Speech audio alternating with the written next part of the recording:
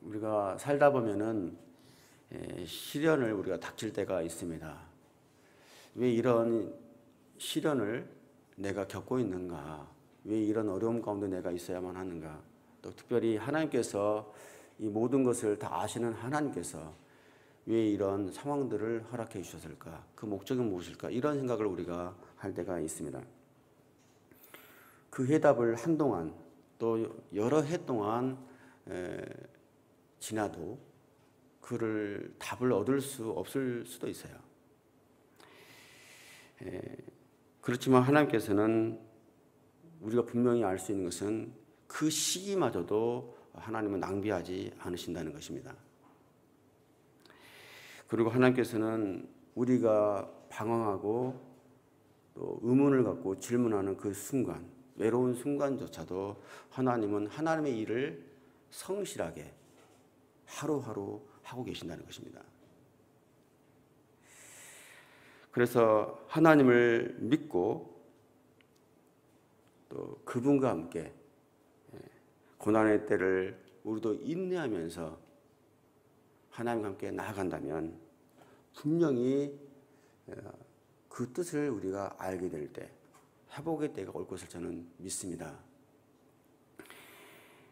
그 하나님의 때는 뭐냐면 우리가 생각했을 때 왜 이제서야 왔지? 라고 우리는 생각할 수가 있어요.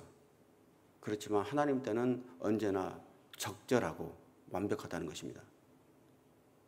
좀 빨리 왔으면 좋겠다. 왜 이렇게 늦게 왔지라고 우리 생각할 수 있지만 하나님은 빠르지도 늦지도 않고 항상 적절하다는 것입니다. 이 믿음을 갖고 나아가는 저와 여러분 되시기를 예수 그리스도 이름으로 축복합니다. 먼저 1절부터 9절까지의 말씀을 보시면요. 1절 말씀만 함께 한번 읽어볼까요? 그날 밤 왕은 도무지 잠이 오지 않았습니다. 그래서 역대기 곧 자신의 통치 기록을 가져와 읽게 했습니다. 여기서 그날 밤, 이 밤은 어떤 밤입니까? 에스더가 동족들과 3일간 금식을 하고 난 후에 죽으면 죽으리라는 각오를 가지고 목숨을 걸고 왕 앞으로 나아갔던 날이죠. 그날 밤이죠.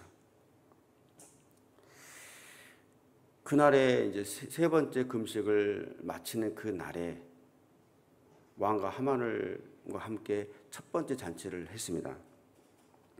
그러고 난 다음에 하만이 왕비에게 굉장히 호의를 받았다는 그런 마음, 왕에게 굉장히 그런 호의를 받았다는 것 때문에 굉장히 흥분하면서 집으로 돌아가는 길에 모르드게가 문 앞에 서가지고 일어서지도 않고 인사도 하지 않죠. 그래서 이제 마음속에 분노가 더 끌어올랐어요. 그 마음을 딱 자제하고 집에 돌아가서 이야기를 하면서 15m한테는 굉장히 큰 장대를 세워서 죽일 음모를 꾸미죠. 바로 이날 밤이에요. 이날 밤. 아하수에로 왕이 그날 밤에 잠을 이루지 못했습니다. 시편에서도 하나님께서 그러시지만 하나님은 사랑하는 사람, 사랑하는 자에게 잠을 주신다고 했는데 어쨌든지 잠을 주시지 않았어요. 어쨌든 잠을 잘 이루지 못했던 이유를 생각해 보면 아마 왕 입장에서는 오늘 잔치에서 왕비가 자기의 소원을 이야기할 줄 알았는데 오늘 말고 내일 또 한 번 잔치를 하겠습니다라고 하면서 내일 말씀드리겠습니다. 이렇게 이야기를 했거든요. 그러니까 왕 입장에서는 왕비가 어떤 이야기를 할 것인지 곰곰이 생각하게 아마 되었을 것입니다. 그래서 이런저런 생각하다가 잠을 이루지 못했겠죠. 그렇게 생각해 볼 수가 있고, 그렇지만 모든 이 상황을 봤을 때, 이 모든 흐름을 봤을 때는 하나님께서 이 밤을 사용하신 거죠. 왕에게 잠을 주지 않고 생각해 보게 하는 거죠. 그런 상황에서 이제 역대기를 자신이 쓴 자신의 통치 기록을 쭉 보게 했습니다. 그런 걸 보면서 하만은 이 모르드게를 죽이기 위해서 밤새 내내 이런저런 궁리를 하던 그 날 밤에 왕은 모르드게에게 어떻게 하면은 상을 줄까를 생각하면서 밤을 샜어요. 이 상황을 보면서 하나님께서는 이 밤, 바로 이날 밤에 주무시지도 않고 졸지도 않으시면서 이 일을 하고 계심을 저는 또 보게 됩니다. 왕에게 잠을 주지 않으면서도 하나님께서 이 역사를 갖다가 이렇게 바꾸시고 인도하시기 위해서 하나님께서 일하시는 손길을 보게 됩니다. 그러면서 자신의 통치 기록을 보게 하면서 자신의 목숨을 살려준 모르드게의 공적을 발견하게 됩니다. 당시 이제 워낙에 제국이 크기 때문에 반란도 많았고 왕을 죽이고자 하는 음모들이 많았겠죠. 얼마나 왕을 죽이고자 했겠습니까? 그런 상황이었기 때문에 그렇게 큰 제국에서는 왕을 시해하려고 하는 음모를 발각하고 고발하는 사람들에게는 굉장히 큰 상을 줄 수밖에 없겠죠. 최대의 공로자로 여겼겠죠. 근데 이 기록만 있었지 이 모르드게에게 상을 줬다는 그런 기록이 없는 거예요. 그러니까 어떻게 보면 굉장히 큰 실수죠. 왕의 입장에서 봤을 때는 자신의 목숨을 많은 사람들이 노리고 있는데 그런 사람 중에서 한 사람에게 상을 내리지 않았다는 것은 굉장히 실수를 넘어서서 왕 입장에서 봤을 때는 굉장히 수치스러운 일이에요. 그렇기 때문에 그 페르시아 제국에서는 반란을 음모하는 사람들에게는 굉장히 큰 상을 줘서 자신의 목숨을 지키려고 했을 것입니다. 그렇지만 이 부분이 누락된 거예요. 아무런 보답도 없었습니다. 상식적으로 있을 수 없는 일들이 있었던 것이죠. 그래서 밤새 생각하면서 이 모르드게에게 어떤 상을 줄까를 고민하게 된 것이죠. 근데 이런 일들이 어떻게 일어날 수 있을까? 그 큰 나라에서. 그렇지만 이 모든 역사의 흐름을 볼 때, 말씀의 흐름을 볼 때는 모르드게의 공적을 누락시킴으로 인해서 하나님께서 그 공적을 더 중요한 일에 사용하시기 위해 하나님께서 계획하고 계심을 우리는 알 수가 있습니다. 인간의 실수를 통해서 하나님은 일하고 계시죠. 여기서 더 중요한 것은 뭐냐면 모르드게가 왕의 목숨을 구하는 큰 공적을 세우고도 아무런 이야기를 하지 않고 침묵했다는 거예요. 섭섭한 감정도 들 수 있죠. 다른 사람들이 이제 페르시아 왕을 죽이려고 하는 음모를 발각했을 때, 고발했을 때 큰 상을 받고 많은 영예를 받았는데 자신이 이렇게 고발을 했는데 불구하고 아무런 보상이 없었기 때문에 마음 한편에서는 굉장히 섭섭한 마음도 있었을 거예요. 그렇지만 조용히 침묵을 합니다. 하나님께서 보셨을 때는 이렇게 겸허하고 또 충직한 마음을 가진 사람을 굉장히 귀하게 여기시고 또 이런 사람들을 하나님께서 더 크게 사용하시는 분이심을 또 보게 됩니다. 우리에게도 이런 일들이 있을 수 있습니다. 사회에서 큰 일을 했는데도 인정받지 못하거나 회사에서 또 심지어 우리 교회에서도 남모르게 한 일이지만 정말 아무도 몰라줄 때가 있죠. 정말 어떤 봉사를 했음에도 불구하고 리더십, 목사님도 그렇고 여러 리더십도 그렇고 전혀 알아주는 사람도 없고 인정도 받지 못하고 그럴 때가 있을 수 있어요. 그러면은 인정받기 위해서 한 봉사는 아니지만 마음 한켠에서는 인간적으로 섭섭함이 있을 수 있죠. 그렇지만 우리가 진심으로 하나님께 드리는 헌신과 섬김은 하나님께서 보고 계시는 것이죠. 그래서 오히려 사람에게 받는 칭찬보다도 격려보다도 하나님께서 더 귀하게 보시고 더 큰 보상으로 갚아주실 것을 저는 믿습니다. 4절에 보면 왕이 바깥뜰에 누가 없는지 묻습니다. 마침 하만이 아침 일찍 왕궁뜰에 도착해 있었습니다. 아하수에로 왕은 모르드게에게 영예와 지위를 주기 위해 밤을 지새우며 새벽을 기다렸습니다.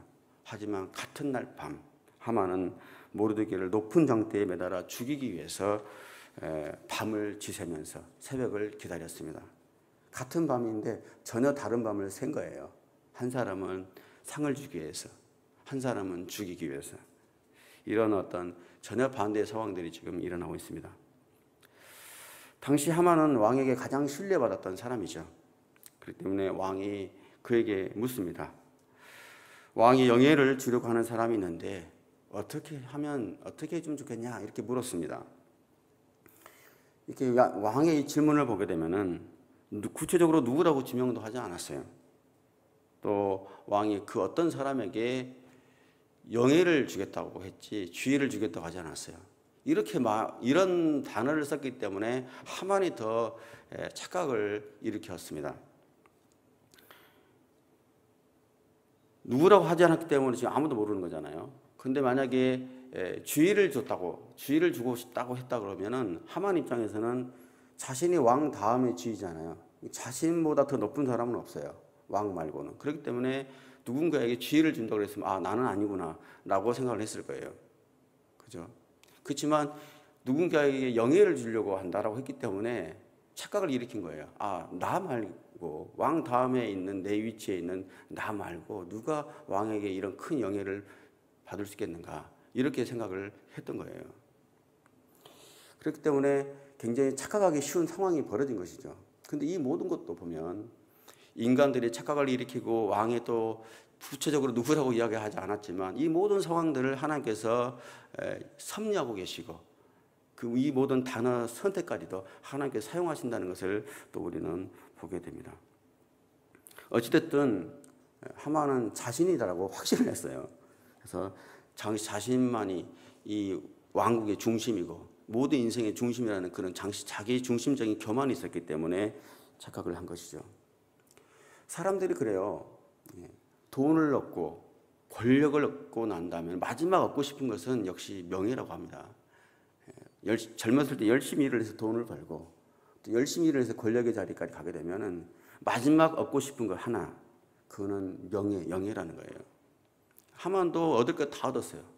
모든 부를 얻었죠. 모든 권력을 다 차지했죠. 마지막 남는 것 하나, 영예예요, 영예. 그 명예욕에 대한 그 불타오름, 그런 욕심들이 있었던 것이죠. 그런 어떤 마음 때문에 7절에서 9절에서 이렇게 말을 하고 있습니다. 함께 한번 읽어볼까요? 7절부터 9절 시작. 그래서 그가 왕에게 대답했습니다. 왕께서 영예를 주시려는 사람이 있다면 왕이 입으시는 왕복과 왕이 타시는 왕의 말을 내어 오게 하시고 그 머리에 왕관을 씌우십시오. 왕복과 말은 왕의 가장 높은 귀족에게 맡겨 왕께서 영예를 주려고 하시는 그 사람에게 그 옷을 입히고 말에 태워 성의 거리를 돌면서 왕께서 영예를 주시려고 하는 사람에게는 이렇게 해주신다 하고 외치게 하십시오. 100% 자기 자신이라고 생각했기 때문에 2인자의 자리, 왕 다음에 위치에 있기 때문에 한 번은 잠시라도 마치 왕처럼 되고 싶었던 거예요. 그래서 여기서 왕의 옷을 입혀달라고 했죠.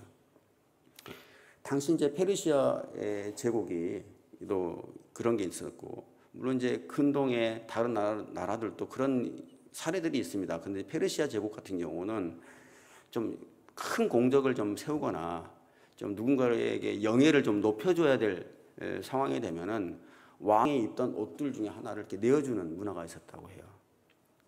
그게 메디아복이라고 하는데, 메디아복 실제로 있었어요. 그런 또 복장을 내어주는 게 있었어요. 그런데 이제 복장을 내어주면 입지는 않아요. 그냥 하사품으로 받는 것이지 본인이 입고 그러지는 않아요. 근데 여기서 하만이 이제 교만이 이렇게 올라가 있었으니까 생각한 게 뭐냐면, 왕이 타는 말 내어주시고 왕의 말에 타고 또 왕이 지금 입고 있는 옷, 여벌옷이 아니라 현재 왕이 지금 걸치고 있는 왕포를 그것도 입혀서 태워달라고 하겠던 거예요. 그렇기 때문에 왕의 말을 타고 왕의 옷을 입고 왕과 동등한 위치에서 한번 명예를 누리고 싶었던 거예요. 그래서 여기서 보게 되면 그 끝없이 높아지려고 하는 그 욕망에 대한 집념, 이 교만, 그런 것이 이 하만의 인생을 무너뜨리고 있었습니다. 그래서 우리가 늘 성경 말씀에 있지만 잠언 말씀 16장에 보시면 교만은 패망의 선봉이다. 그리고 고린도전서 10장 12절에도 선줄로 생각하는 사람은 언제든지 넘어질 거 염려하라, 두려워하라고 그렇게 이야기하고 있습니다. 우리가 섰다고 생각했을 때, 또 모든 일이 순조로워질 때, 가정의 문제, 회사의 문제, 영적인 문제 전혀 문제가 없다고 생각했을 때, 그때 한번 돌아봐야 돼요. 무엇을 돌아봐야 되냐면은 내가 하나님과의 관계가 바르게 되어 있는가, 그 다음 내가 이웃과의 관계가 바르게 되어 있는가. 하나님과의 관계를 먼저 살피고 이웃 사람들과 관계를 살펴줘야 돼요. 영적으로만 내가 충만하다, 나는 괜찮다라고 생각을 할지 몰라도 사람들과 관계가 내가 괜찮은가, 이 두 가지를 꼭 살펴야 됩니다. 이렇게 영적으로 자신을 살피고 또 언제든지 넘어질까 또 두려움을 가지고 또 겸손히 겸허히 또 성실함, 그 믿음 가운데 나아가는 저와 여러분들이 되시기를 예수 그리스도의 이름으로 축복합니다. 다음은 10절에서 14절까지의 말씀입니다. 하만의 말을 듣자 곧바로 왕이 명령을 합니다. 지체하지 말고 내가 말한 대로 모르드게에게 당장 시행하라. 하만이 제안한 그 영예가 자신의 머리가 아니었어요. 자신의 머리에 쏟아진 것이 아니라 자기가 그토록 죽이고 싶고 정말 증오했던 모르드게의 머리 위에 그 영예가 쏟아지게 된 거예요. 이 말씀을 생각하면서 생각이 났던 것이 시편 23편 5절 말씀이에요. 다윗이 노년이 딱 돼서 사울에게도 쫓겨났고 자기 아들 압살롬에게도 쫓겨나는 경험도 있었고 자기의 많은 부하들로부터 배신도 당해보고 그래서 광야를 헤매고 골짜기를 헤매면서 했던 젊었을 때의 시절을 생각하면서 썼던 시편이죠. 사실은 거기서 뭐라고 하냐면 주께서 내 적들 앞에 원수의 목전에서 내게 상을 베푸시고 내 머리에 기름을 부으셨으니 내 잔이 넘칩니다. 마치 그와 같이 하나님께서는 원수 하만의 목전에서 정말로 모르드게에게 상을 베푸시고 그 머리 위에 기름을 부어 주셨죠. 성도님들께서도 이런 경험을 해보셨습니까? 누군가에게 억울한 일을 당해서 좀 힘들고 어려운 그런 시기들을 경험해 보셨을 거예요. 그러면서 내 손으로 직접 하지 않았는데도 나는 하나님께 기도만 했을 뿐인데 하나님께서 대신 갚아주시는 그런 체험들을 한두 번은 해보셨을 거예요. 저도 해봤어요. 오늘 이 자리에서는 그 간증을 할 수가 없어요. 왜냐하면 듣는 사람이 계시기 때문에. 저도 해봤어요. 너무나 억울한 일을 당하고 인생 가운데 정말 죽을 것만 같은 그런 상황 속에서 기도밖에 할 수 없는 상황이었습니다. 근데 놀랍게도 그 사람이 있는 자리에서 하나님께서 저를 높여주셨고 기름 부으셨던 그런 경험을 저는 실제로 했습니다. 그때 생각했던 말씀이 바로 이 말씀입니다. 이 말씀을 붙잡고 제가 계속 묵상하고 기도를 했던 기억이 있습니다. 여러분들도 억울한 일을 혹시나 당하고 계시면 하나님을 의지하고 기도하면서 조금만 더 기다려 보십시오. 그러면 최적의 때 내가 하지 않아도 최선의 방법으로 하나님의 방법으로 가장 적절할 때 완벽하게 하나님께서 이 상황들을 이끌어 주시고 해결해 주실 것을 믿습니다. 고린도전서 1장 25절에 이런 말씀이 있잖아요. 하나님의 어리석음이 사람의 지혜보다 더 지혜롭고 하나님의 연약함이 사람보다 더 강하다. 하나님은 굉장히 똑똑하신 분이시잖아요. 우리보다도. 그러시니 이 모든 것을 아신 하나님께서 완벽하게 해결해 주실 것을 저는 믿습니다. 출애굽기 말씀에서도 14장 14절에 여호와께서 행하신다. 너희는 가만히 있어. 하나님께서 행하실 일을 보라. 이런 말씀을 하셨잖아요. 우리가 기도하면서 하나님을 보신다고 한다면, 하나님을 우리가 바라보기만 한다면 반드시 하나님께서 이 모든 상황들을 이끄실 것을 저는 믿게 믿습니다. 그리고 하나님께서 하실 일들을 여러분들이 보게 될 것을 저는 믿습니다. 11절에 보게 되면 하만이 왕의 예복과 말을 가져다가 모르드게에게 왕의 옷을 입히고 말에 태워서 성의 거리를 다니며 그의 제안대로 왕께서 영예를 주시려고 하는 사람에게는 이렇게 해주신다 하고 외쳤어요. 정말로 전혀 예상하지 못한 일들이 벌어진 거예요. 그래서 이 상황에서는 두 사람의 표정이 좀 이렇게 연상이 돼요. 떠오르는 거죠. 하만은 이제 수심이 가득해가지고 집으로 돌아가는 장면이고, 모르드게는 이제 왕에게 이런 영예를 받았으면 굉장히 기뻐할 만도 한데 침묵을 했어요. 침묵하면서 왕의 문으로 돌아가죠. 나는 영예를 얻었지만 내 백성들이 하만의 음모로 인해서 다 말살될 걸 알고 있기 때문에 기뻐도 기뻐할 수 없는 상황이었죠. 그렇기 때문에 왕의 문으로 자기의 일터로 돌아간 거예요. 그래서 13절을 보면 집으로 돌아온 하만에게 상황을 듣는 그의 아내가 이렇게 말을 해요. 당신의 체면을 떨어뜨린 모르드게가 유다 출신인 이상 당신이 그를 당해낼 수 없을 것입니다. 당신은 틀림없이 망하게 될 것입니다. 무슨 생각으로 그의 아내가 이런 이야기를 했는지는 모르겠지만 이 모든 상황을 하나님께서 지금 주관하고 계시기 때문에 그 아내의 입술을 통해서도 하만의 운명이 어떻게 될 것인지를 지금 예언하고 있는 거예요. 당신은 모르드게를 당해낼 수가 없을 것이다. 그 사람 유대인 출신인 사람이다. 그리고 그 사람 때문에 당신은 망하게 될 것이다. 이런 예언을 받게 돼요. 이런 이야기 저런 이야기를 하고 오고 가는 사이에 왕의 내시들이 와서 지체할 틈도 없이 잔치에 화만에 이제 불려가게 됩니다. 그래서 하나님의 손이 움직이기 시작하게 되면 상황이 답답해서 어떻게 될까? 어려운 상황에 있어도 하나님의 손이 한번 움직이기 시작하면 걷잡을 수 없이 상황이 이렇게 펼쳐지는 것을 우리는 보게 됩니다. 그 길로 인해서 하만은 이 길로 영영 집으로 돌아오지 못합니다. 하나님께서는 사실은 악인일지라도 회개하면 악인이 지금 돌아오기를 바라면서 기다리고 계시는 것이죠. 그렇지만 돌이키지 않으면 하나님의 심판은 무섭도록 진행이 되는 것을 이 말씀을 통해서 우리가 또 깨닫습니다. 오늘 말씀을 통해서 잠시 하나님의 섭리에 대해서 우리가 생각을 해봤습니다. 하나님의 섭리가 항상 이렇게 극적으로만 일어나는 것입니까? 그럴까요? 우리는 하나님의 섭리가 극적이라고 이렇게 생각을 해요. 왜 그럴까요? 그것은 아마도 우리가 큰 일을 당하고 공경을 당할 때 하나님께서 더 크게 개입하시고 역사하신다고 생각하기 때문에, 느끼기 때문에 그럴 거라고 생각을 합니다. 그런데 우리가 좀 더 묵상을 해보면 하나님의 섭리, 하나님의 손길은 항상 우리의 삶 속에서 보이지 않는 하나님의 손이 작동하고 있다는 거예요.